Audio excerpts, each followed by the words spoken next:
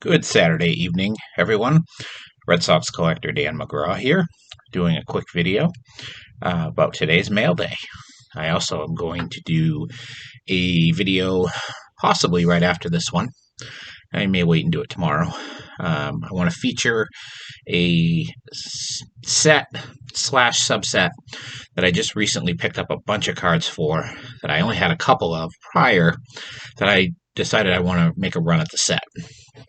I won't spoil it in this video, but I will do a separate video because I want to talk about the set a little bit. And because it didn't end up being what it was supposed to be, it ended up getting cut short. And it left me with a lot of questions when I was researching it, and I did a little research and got my answers. So I'm just going to share that with you guys on a separate video. But today is all about the last couple days of mail. I've gotten a few things in, nothing like the video I did a couple days ago where I had 11 or 12 items. I don't even remember how many it was. But again, a little bit of a mix. A new autographed baseball, a new autographed photo, another cool little piece of memorabilia. Actually came with a duplicate piece of memorabilia, but it was a bundle deal and it was cheap. So, and then a couple of new cards. And I guess that's it. So we'll get right into it. Start out with the cards. The first card that I picked up was a Donruss card. I believe it's 1997. It is the Donruss Silver Press Proof of Nomar Garciaparra. They made, I believe, 500 of these. Or is it 2,000? Am I way off? Let's see. Sorry, I should have researched this a little bit better. There's a price sticker over the number on the back of it. So, 1,500. So I was wrong twice. 1,500, which in that day and age was considered somewhat scarce. I have a couple cards from this set. I pick them up when I see them, but this was a 99 center. So anytime I can get a nice Nomar card for 99 cents, I will take it. Second card that I picked up is something I didn't even realize existed until I saw I had done a search for this player.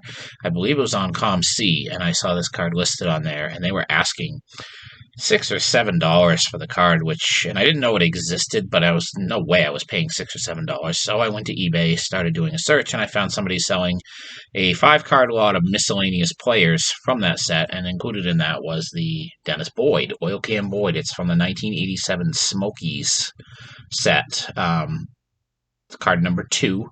These appear to have they're perforated on the edges. The card overall is in pretty good shape. The upper right corner here has got a ding on it. And then on the bottom, you can see that there's a little bit of paper from the perforation that I could probably rip off, but for now, I'm going to leave it alone. But it's a nice looking card. It's an oversized card. Again, I didn't even know it existed. It's been a long time since I remember this set growing up as a teenager, but I didn't remember that Oil Can Boyd was in it. As far as I know, he's the only Red Sox player in it. That's why I looked. I didn't want to buy the whole set, and then when I found the guy selling the 5-card lot, I decided to jump on that, and it was a couple bucks for the 5 cards. So very cool. Has his basic information on the back and a little fire safety tip, this one being check your smoke alarm. So a cool little oddball item for the collection. And then I picked this card up. Now, this is a player who, to my knowledge, does not have a certified autographed card with the Red Sox. And so I saw this card advertised, and it was a nice signature. The card was in good shape, and he didn't play very long for the Red Sox. He is a Hall of Famer. It's Hall of Fame catcher, and on this card, he's the designated hitter of Orlando Cepeda. It is a 1974 Topps card autographed. I think the seller had it as a buy it now for $4.99, and I think it was $1 shipping and a PWE. I jumped on that. I don't normally buy non-certified autograph cards, but when you're talking about a Hall of Famer like this guy who didn't play very long with the Red Sox and only has, I believe, the one Topps card from '74, I had to jump on it. And honestly, I'm embarrassed to say this. I don't even know if Cepeda is still alive. I think he is. But for that price, I was willing to take a chance on this card. It's a nice blue Sharpie signature. I will add that to my case that I keep all of my TTMs in. It's technically not a TTM, but somebody at some point got this through the mail in all likelihood, or maybe in person, I don't know. But very cool looking card of a Hall of Famer that I did not have an autograph card of anyway, Mr. Orlando Cepeda. And now I'll move on to the oddball item that I picked up. Now, a couple of months ago, probably about a couple months ago, I had picked up a snow globe from the 1960s. Now, these are very cheaply made. They're plastic. They have the little seesaw inside with a person throwing to a hitter, and then there's a Red Sox logo in back of it. These are very, very cheap. They're plastic. Um, there's no liquid inside this one either. I already have this. I think this one's not as in good condition. There's some staining on the plastic, which probably wouldn't come off. It looks more like a smudge or um, scratching on the plastic. So this was a duplicate, and this was in a lot of 2 items of something that I had never seen before until, again, recently somebody had one for sale, and I meant to buy it, and I passed on it and forgot about it, and I think it came off sale, but then I saw this was with this lot. And what it is, and I'm guessing it looks very 60s or 70s-ish. It is about I would say it's about a 6-inch plastic. It's made of hard plastic, and it's got a felt cap, which is kind of cool. It's a little dirty. I probably could take some grease lightning to it and clean it up a little bit. On the white part, anyway. Just that stuff's so strong, I don't want to take the paint off, and who knows what kind of paint this is, being in the era it was made. It's just kind of cool. It's a cartoonish looking figure. Right up my alley of collectibles.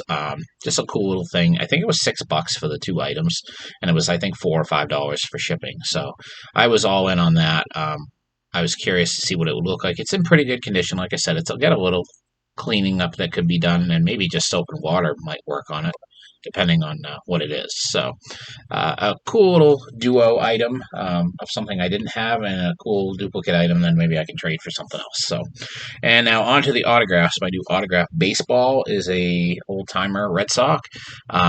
It was a very inexpensive ball on an official ball, and it's an official American League ball.